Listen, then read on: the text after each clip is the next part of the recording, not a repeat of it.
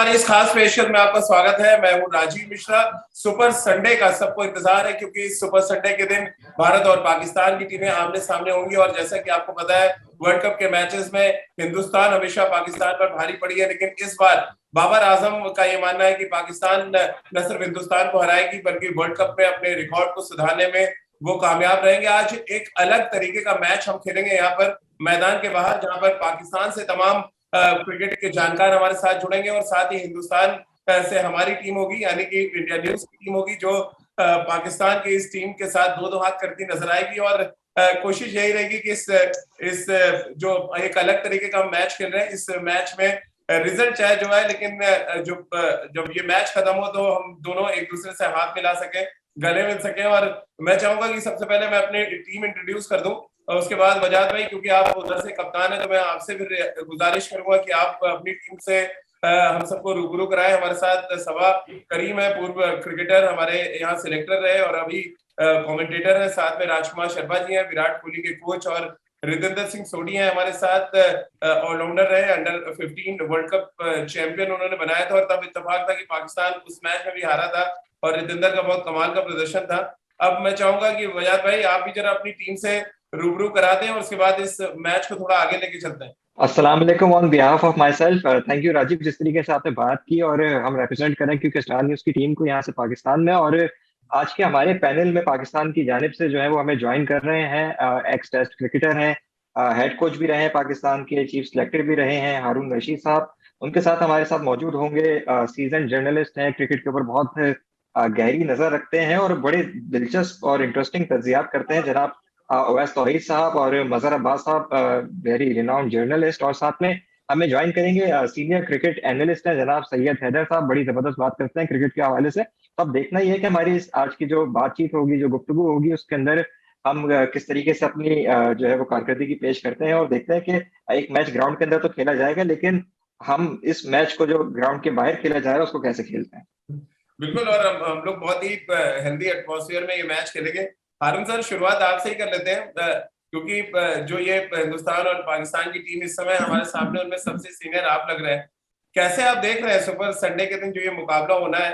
12-0 का रिकॉर्ड है, यानी 12-0 चल रहा है। देखिए, सबसे पहले तो आप सबको मेरा सलाम। और ये प्रोग्राम, जैसे कि हम क्रिकेट के पॉइंट ऑफ व्यू से ही बात कर रहे हैं और ख़ास तौर पर पाकिस्तान और इंडिया के मैच के ऊपर तो बहुत ज़्यादा बातचीत होती है।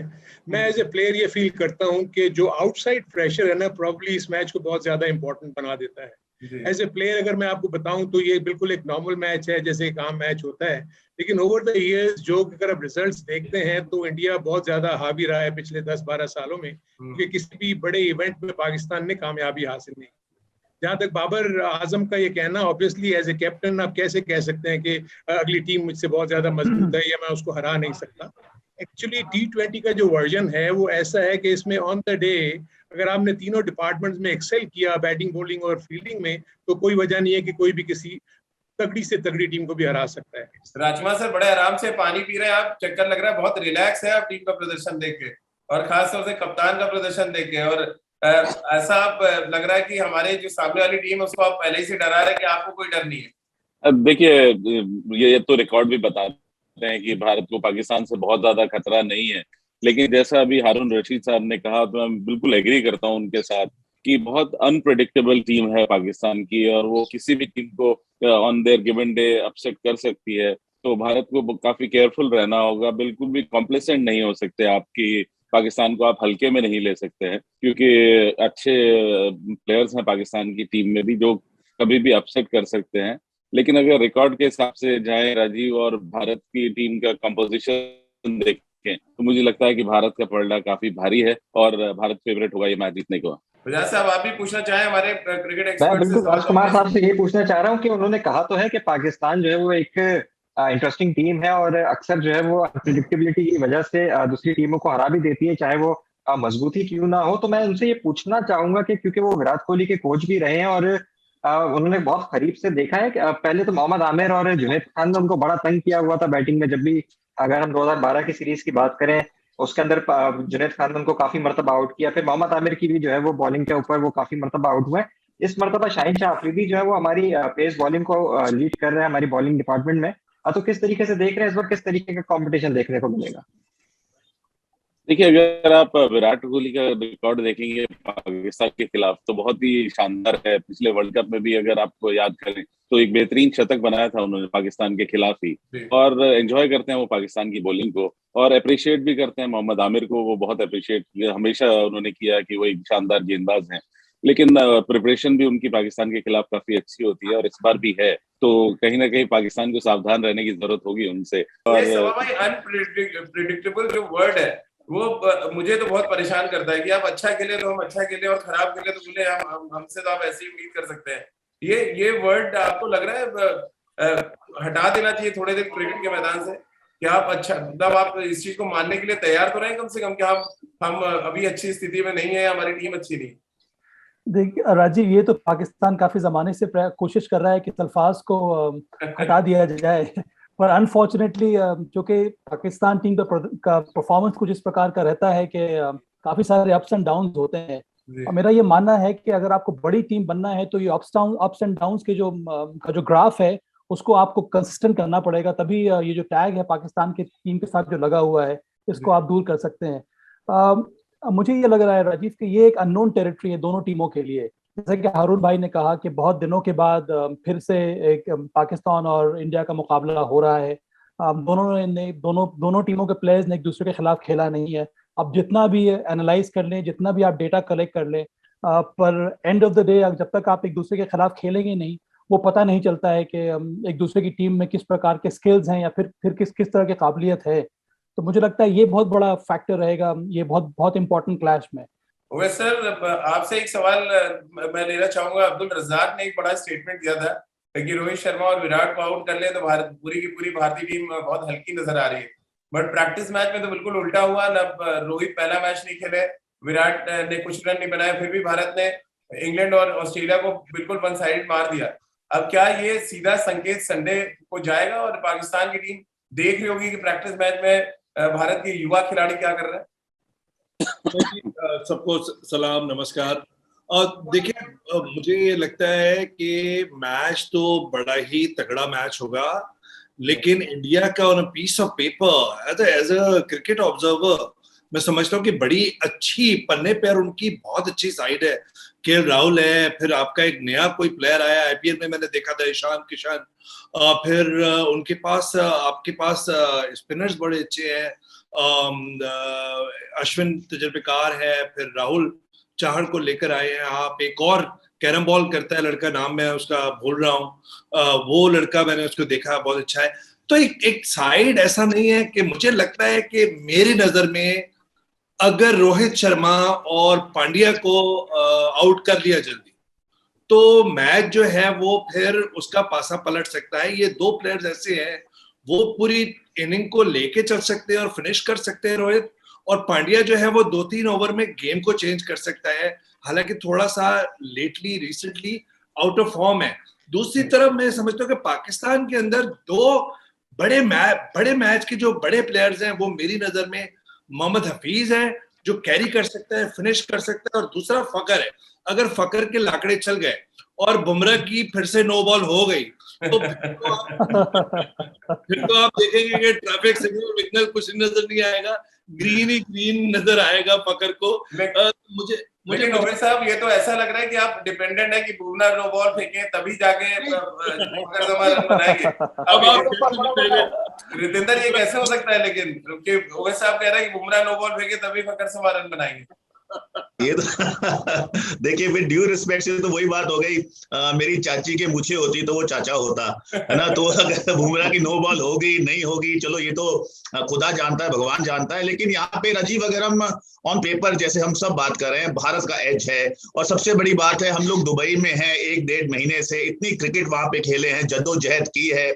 और अगर हम प्रेशर की बात करते हैं, जैसे 12-0 की बात करें, वो कहीं ना कहीं पाकिस्तान के माइंड पे होगा। वो जानते हैं कि उनका मैच एक बड़ी टीम के साथ है, they have to play out of the skin to beat India. और भारत यहाँ पे मौका छोड़ना नहीं चाहेगा। पहला मैच है, वो ये नहीं सोचेगा हम पाकिस्तान के साथ खेल रहे हैं। भारत शायद सोचेगा ये पहला मैच है, मोमेंटम हासिल करना है हमें वर्ल्ड कप में आगे जाने के लिए।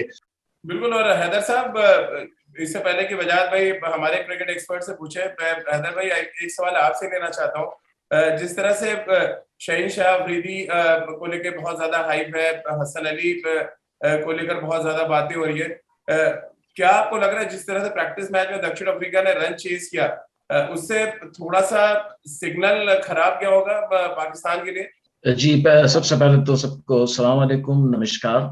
देखिए राजीव भाई, किसी भी एक मैच की बुनियाद पे आप दूसरे मैच का फैसला नहीं कर सकते। क्रिकेट बहुत ही एक डिफरेंट टाइप का गेम है और T20 क्रिकेट जो है वो बिल्कुल ही डिफरेंट है।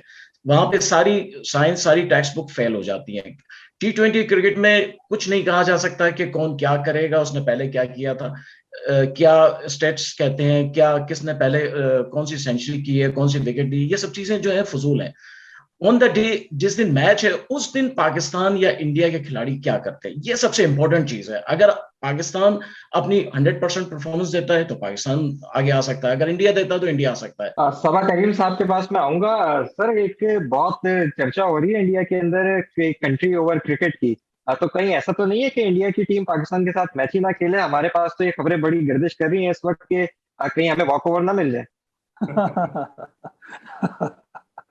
ऐसी बात नहीं होने वाली है। हम लोग पूरी तरह से तैयार हैं और इस मुकाबले का काफ़ी अच्छी तरह से तैयारी भी हो चुकी है। और मुझे तो ये लगता है कि अगर हम ग्लोबल पर्सपेक्टिव से देखें तो बहुत ज़रूरी है कि इंडिया और पाकिस्तान के मैचेस होने चाहिए। मुझे अपना ज़माना याद आ रहा है 97 से करीब 2000 के तब तक हम लोग, हारून भाई आपको भी याद होगा कितने सारे मैचेस हम लोग खेला करते थे। खूब सारे वनडे मैचेस होते थे उस वक्त, टेस्ट मैचेस भी हुए और बड़ा ही शानदार एनवायरनमेंट रहता था और स्टिफ कॉम्पिटिटर्स थे, फियर्स कंपटीशन देखने को मिलता था मैदान पर और मैदान के बाहर बहुत ही शानदार माहौल बना के रखते थे। हम सब लोगों का मिलना जुलना रहता था।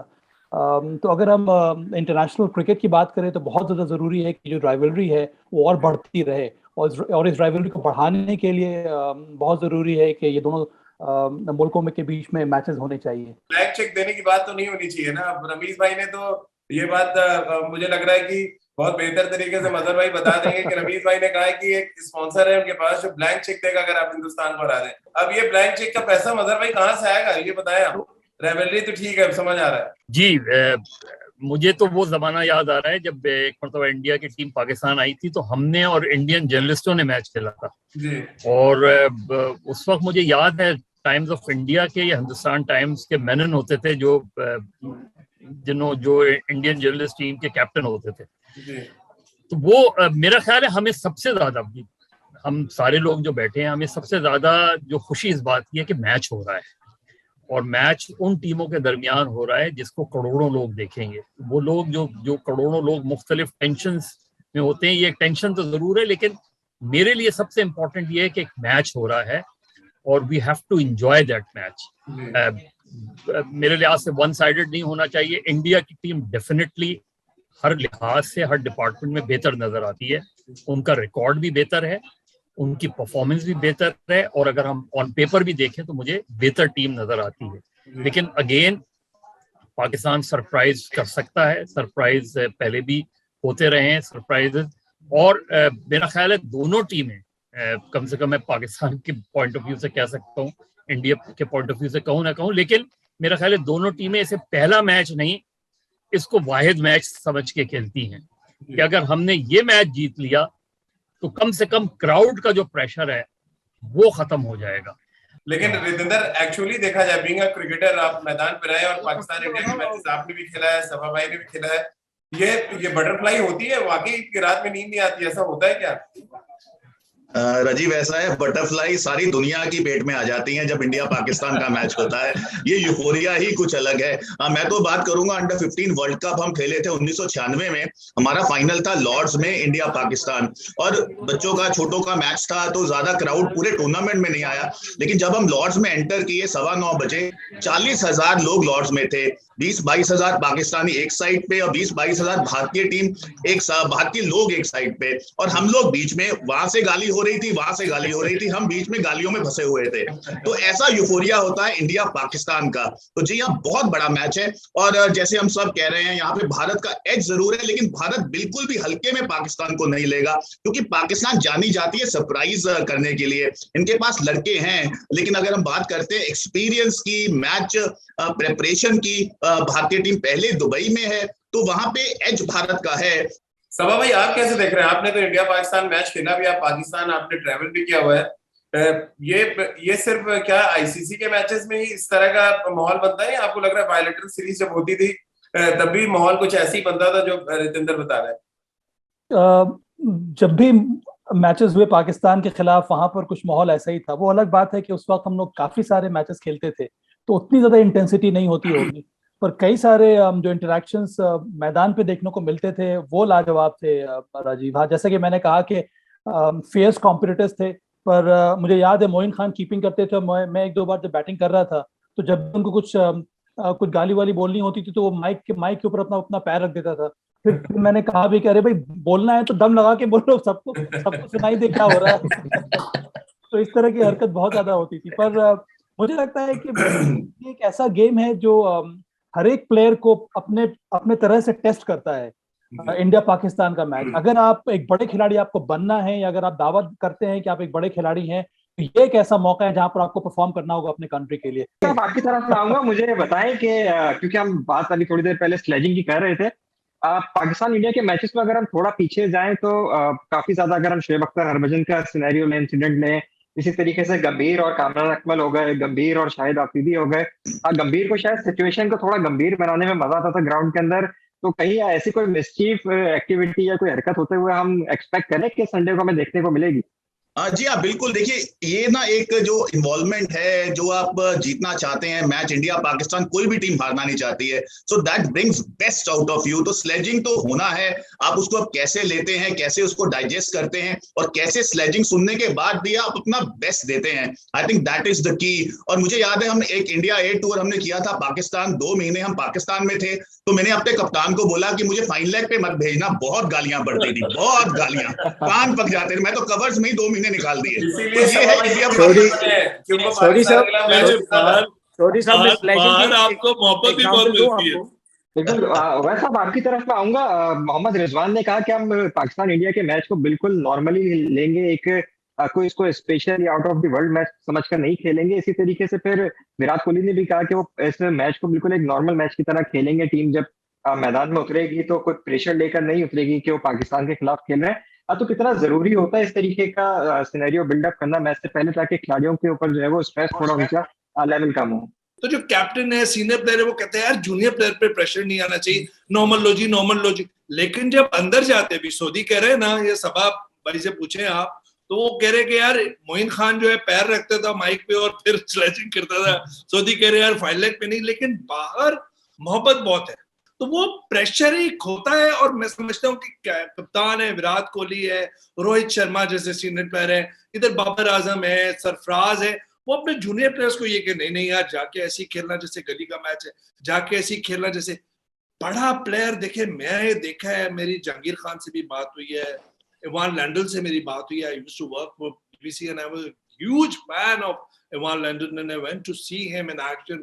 उसके अंदर उनका मानना ये, या फेडरर से फॉर एग्जांपल, उनका मानना ये होता है यार बड़े मौके पे आप टेम्परामेंट अपना सही रखो, यानी कि बड़े मौके पे आप परफॉर्म करते हो तो यही बड़ा प्लेयर इनको बना देते हैं। मतलब आप मेरे दोस्तों से पूछे, मेरी एक दोस्त है जिसको क्रिकेट का शौक नहीं है, वो आई हमारे घर पे रूफ टॉप पे, we were having a party and she said कि ओ तुम लोग क्या प्रोग्राम बना रहे हो? हमने कहा यार पाकिस्तान इंडिया का मैच देखने। कहने लगे ओ फिर तो मैं भी आऊंगी। तो इसका मतलब ये है कि देयर इज अ, मतलब ओवेश साहब, आप इशारा कर रहे हैं कि सबा भाई भी अपनी दोस्त बुला लें और रितेंद्र भी, और हम लोग जीत का जश्न हम लोग मना लें। पार्टी सीन होगा, पार्टी। और पता है कि मैच, एक आखिरी 2 जुमले, पार्टी मुस्तकिल होगी।